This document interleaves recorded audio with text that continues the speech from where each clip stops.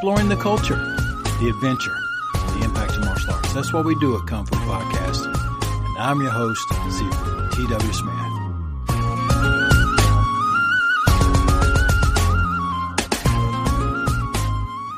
Thank you so much for joining me today, where we're going to be taking a look at the 10 reasons why you should never miss your martial arts practice. If you're a first-time listener here to Kung Fu Podcast, welcome. I believe that you're going to find the material that we cover is educational, and in some cases, I even make it a little bit entertaining, but not always. Before I get into giving the credits and the meat of the program today, I want to take a moment and say thank you to Sarah for contributing to Kung Fu Podcast. I can't tell you how much it means to me that you'd support the program so that I can continue to expand on it and try to get the resources and the support that I need in order to put this out each week. And I'd also like to say thank you to Terry for your wonderful email that says, the need for the message of how to integrate our art into our lives and the bridge from researchers to practical martial artists has been a need for some time. You're bringing a down-to-earth, every man interpretation with your work. You know, doing something like this, where it's kind of a practical bridge from the researchers to practical martial arts and a everyman interpretation, is a pretty natural thing for me. I'm not, the smartest guy in the world, but I'm not necessarily stupid either. I did manage to go to college, and so I've got some intellectual part, but growing up, it was pretty much just farming and understanding that certain things have always got to be simply done. And you might try to make things a little bit more fancy from time to time, but it still comes down to turning the soil, working out the weeds, watering them out, getting out there, sweat equity, and everything just kind of builds and breaks down through these processes. And the more you take your time, you start to see that farming is just farming. When we're working in your martial arts, for me, it's just like farming. Different crops require a slightly different technique. How far apart and how deep are the seeds? How much water do you need? Is the plants on the morning side or the sunset side of the field? Much of our general work is the same labor, but ultimately it comes down, you have to know what you're trying to do and what you'd like to try to see in the end as much as you can so that you can actually get a harvest from all of your labor and sweat. And that is fundamentally how I understand martial arts. I do my research so that I can understand how things could be interwoven or how I've done things in the past or how you or someone else may have done things in the past and what you may have gained from it and why you may have gained what you did from it.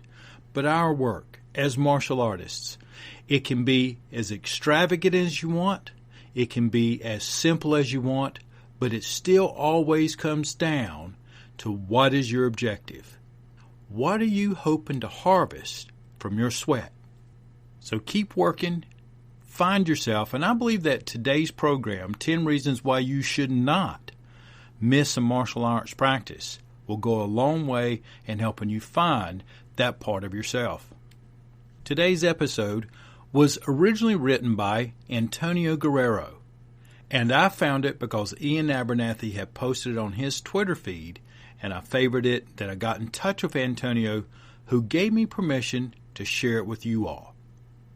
The article was titled, 10 Reasons for Not Missing Any Karate Training.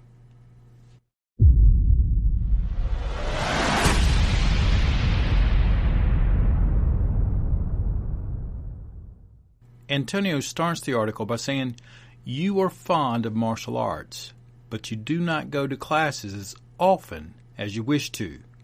Sometimes for bad reasons, and there can be quite a few of them, such as, I'm too tired, or been working too hard, or the aches and pains, the cold. Oh, and don't forget, we got a movie and a dinner party too. Now, as Antonio mentioned that, I've been walking around for about the past week with some incredible knee pain. I finally found out that my anterior tibialis had locked up and it was putting a arm bar on my kneecap, and that was what was causing all my pain. And so I went in there and beat it with a hammer for a little while, and it feels a lot better today than it has in the past. But I'm going to have to make sure I keep taking care of it because it's wanting to create a disruption in my practice. But as we go through this essay, we have to be really careful when we fall into these occasional interruptions of practice, because it can lead to a break that might go on for a week, a month, and then sometimes years down the path. And we're going to look at some of the main reasons why you don't want to get interrupted for too long at all. And the first one he lists is that in Western countries, we do not practice as much as in Eastern countries. He writes, for instance, in Japan or in Okinawa, karate players often exercise every day, about 10 hours a week. This is very seldom the case in the Western world, and this is one of the reasons why their progress is much faster than ours. Imagine if you miss every other class. Your progress will be extremely slow, even getting down close to zero. The second reason you don't want to miss your martial arts practice is because progress means steadiness and attendance. It says, quote, karate is like boiling water. If not given heat, it will go cold, end quote. Antonio states that this is the 11th principle that is in the 20 Guiding Principles of Karate Do by Gichin Funakoshi. In other words, many practitioners of martial arts, particularly in the beginning, will train so eagerly, and then they get distracted, and they start losing the benefit of their learning, and they end up gradually turning away from the area that they were studying.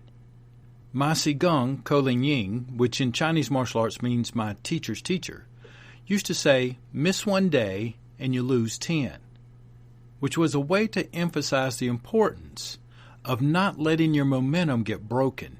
Every day, add a link to the chain. No matter how small, you can always do a little bit to keep the chain moving. The third reason not to miss your martial arts practice is you will better learn what you've already been taught. He writes here that during the class, you may have a technical topic or work on a specific principle. And then in the next class, the instructor may provide a short summary of what you did in the last one. But that short summary isn't a repetition, it's not like you're getting in the work, nor is it a catch-up course of all the details they shared in the last one. And those who failed to attend will miss it. But the summarization process is also important from the instructor's standpoint, because for those who did attend, it acts as a stimulus for the process of remembering. Antonio goes on to say that if you do not swiftly reactivate what you've been taught, it will simply not get integrated in yourself, and it will be a detriment to your progress. He also advises that for anyone who has memory difficulties, take notes in your notebook after class.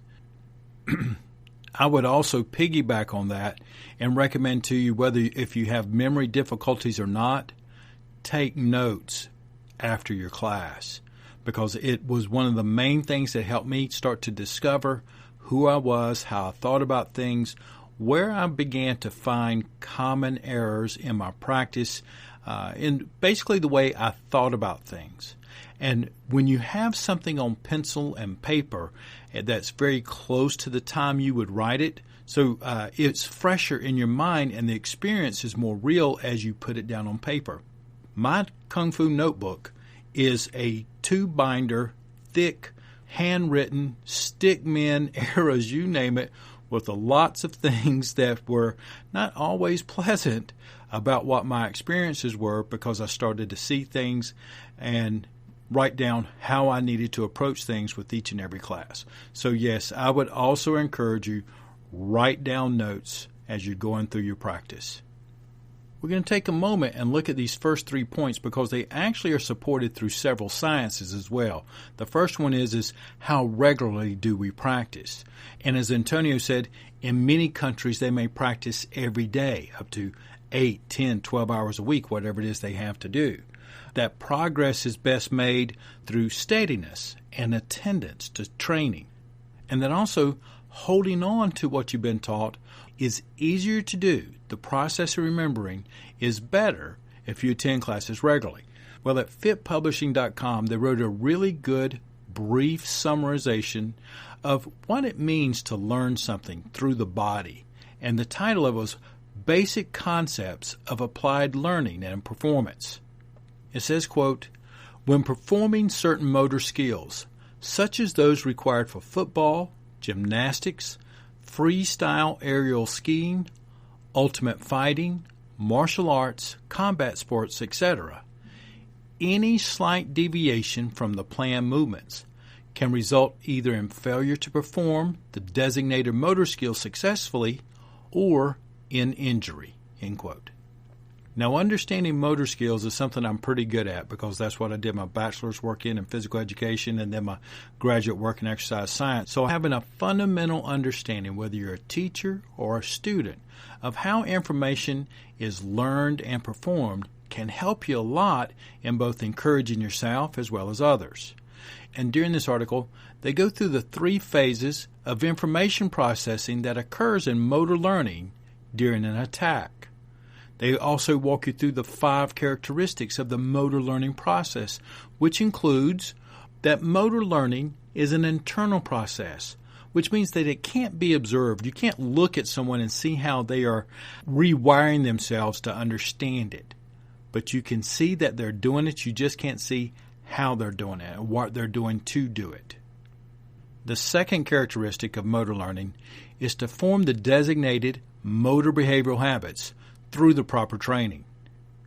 Thirdly, motor learning is a set of processes for the purpose of reaching specific learning objectives, which is one of my favorite things. Is besides teaching the technique, it is what is the objective? What are you trying to do?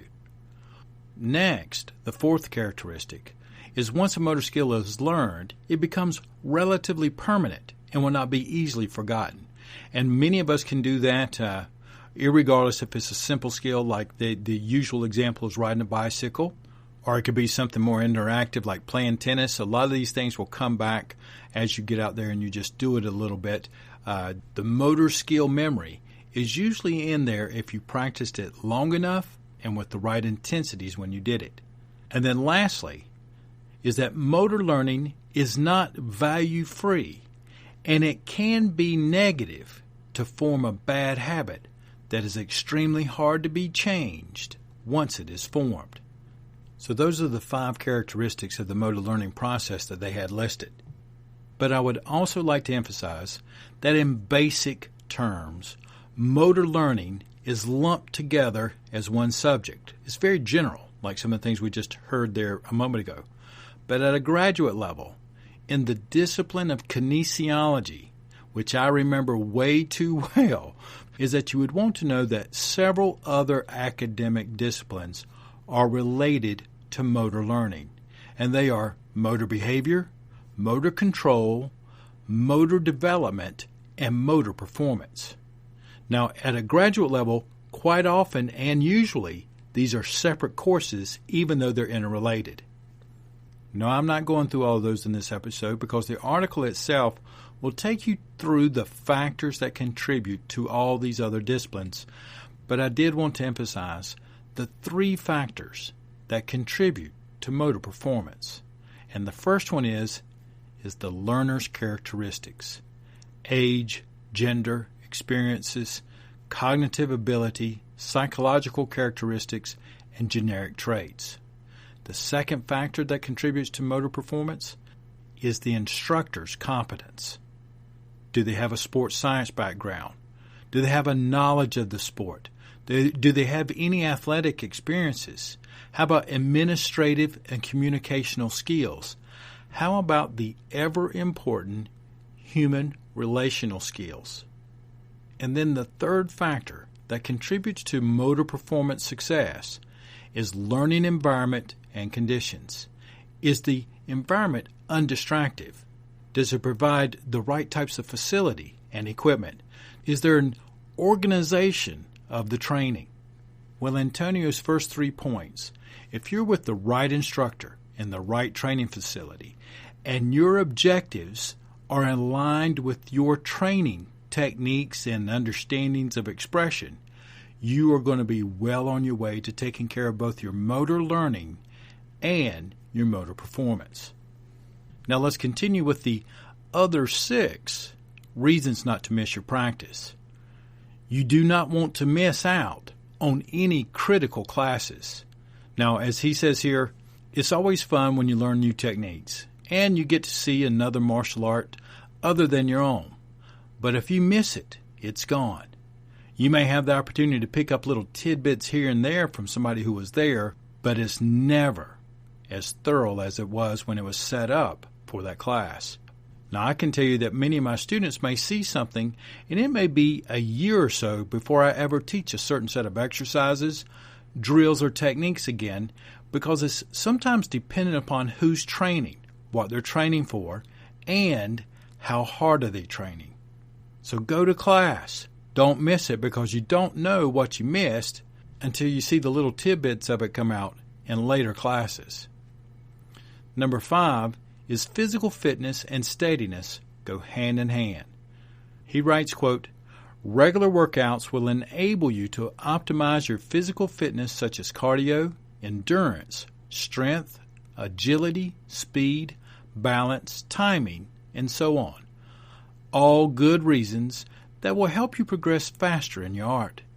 Indeed, practicing martial arts improves the muscle toning of your whole body. Accordingly, your health and wellness will only be greater, end quote. The 6th one really resonated with me because I remember it ever so well. You always feel great after a good workout. Some of the things that he lists, which is the one that helped me the most, is it helps you disconnect from the day. All the stuff, all the mess. You can basically pull the linchpin out and separate the tractor from the cart and go do something else with it. It also provides you an opportunity to empty your mind, kind of clear yourself. And probably the most important thing I find with a lot of people that I work with is it reminds them to invest by having a moment with yourself. That is not something that anybody else can do for you. So in summary thus far, we have our 6 points, is that most Westerners don't practice as much as their Eastern counterparts. Progress means steadiness and attendance. Third, you will better learn what you have been taught. Next, you don't want to miss out on any critical classes, and then when you go to the next class, all you see is the leftovers. Reminding yourself that physical fitness and steadiness go together. And the 6th one we just mentioned is that you always feel better after you've practiced. And number 7 turns us toward the internal. It says you show some respect for your teacher and the other students when you don't miss your martial arts practice. Your instructor puts together a curriculum and exercises, and you showing up shows him respect and gratefulness for his effort. I would tell you the same thing that was passed down to me. The best compliment that you can ever give your teacher or your instructor is to show up and to practice. It's always a compliment, and that's how I take it. And pragmatically, when you come in and you're working with the same students regularly, it actually helps all of you move forward together, not just as individuals, but the consistency streamlines practices and efforts, and everyone moves forward more efficiently, which could be a very good reason for you as a student to take care and concern for your classmates. And if someone hasn't come into practice, give them a prod. See if they're okay. Make sure that everything's well and get them back on track, because that could actually help your practice. What good is it to keep working in the air? You need somebody to work with, and you may need to take a little bit of investment in someone else, which is in turn an investment for yourself. And developing that sort of chemistry with one another leads us to number 8. It's an opportunity to meet your training partners. In fact, in several episodes, it is this social component that has long been recognized as an important quality of martial arts. We talked about it in great detail in the episode on the Phoenix Village, where this camaraderie, this trust, this sweating, and this working together as a group has sometimes and still does generate fear into others. The development of natural leaders and people who are working together, becoming a bonded group, it becomes more formalized in the martial arts, and that can generate a real concern for people who are trying to keep a group down or to keep a group in the shadows.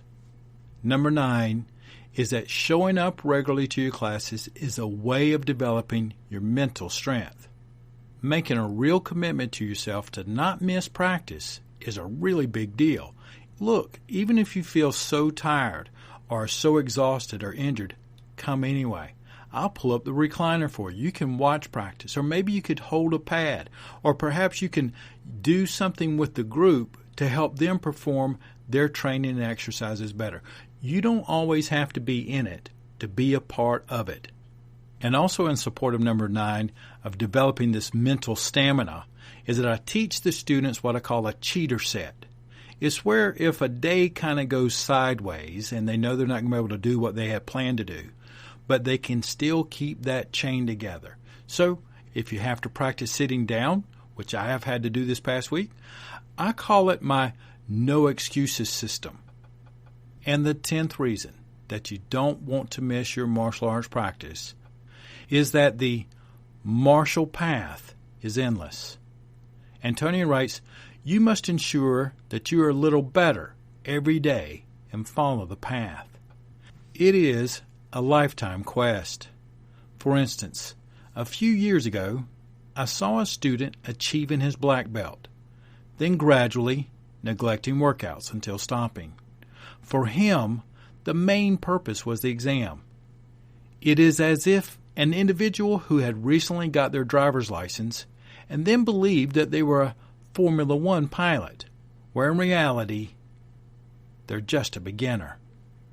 Therefore, Antonio writes, I will end with quoting the following Japanese saying, quote, learning by doing means pushing a cart to the top of a hill. Stop pushing, and all your efforts will be in vain. End quote. So that's the 10 reasons not to stop your martial arts practice, written by Antonio Guerrero and translated by Lydia Miley. Thank you, Antonio, for letting me share it.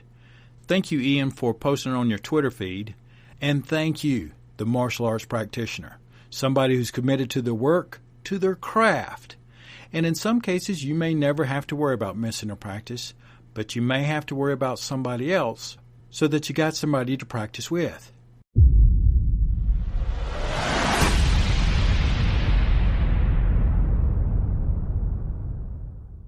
I want to give you a heads up on some of the projects I'm working on. I'd love to hear your thoughts. One is a summarization of the many podcasts and the research that we've been putting together here is how do we find ourselves? How do we kind of begin to put our identities together through the martial arts, where we're oscillating between this idea of who we are and who we want to be. I've recently received another request to put together a Lama Pai / Tibetan Hop Gar instructional series. I've started laying the framework out for it, and I began exercising that structure at the Shirite Bujutsu Kai seminar a few weeks ago in Dallas. And the last thing that I've received several requests for is a best-of summarization of the 123, 124 podcasts that we've done here at Kung Fu Podcast. Some of the highlights, timelines, and put them both together in a written and verbal format. If that is something that you're interested in, I'd like to hear from you on any of those topics and let me know what you think, because this program is about you and how we can all help each other progress through the martial arts.